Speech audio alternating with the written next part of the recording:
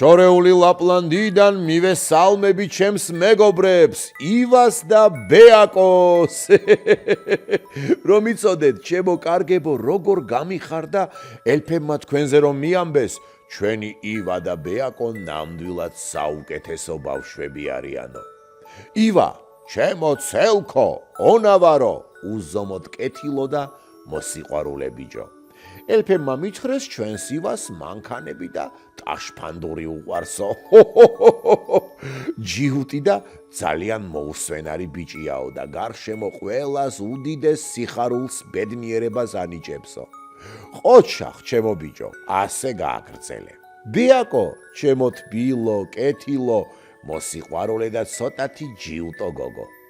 აქ მთელი ლაპლანდია იმაზე ლაპარაკობს, ჩვენი ბეაკო წელს ფრესკულში მივიდა და იქ ყველას განსაკუთრებით შეაყვარა თავიო.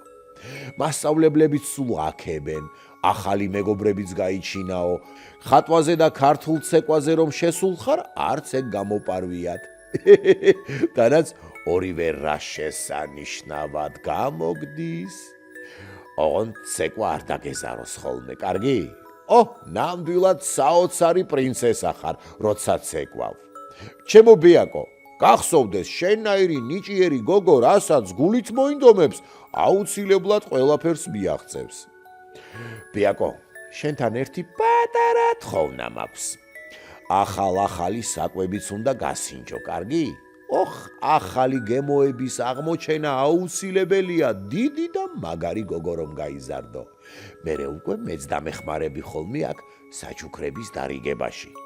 ბეაკო, მინდა იცოდე რომ დედიკოს და მამიკოს ამ სამყაროში ყველაზე ძალიან უყვარხარ. დაუჯერე მათ.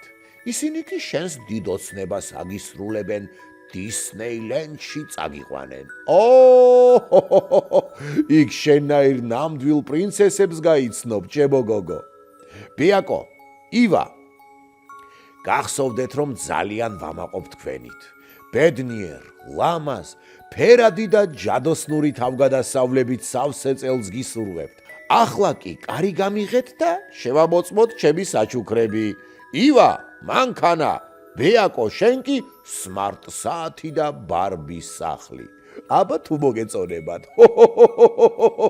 აბა კოცნით, თქვენი სანტა.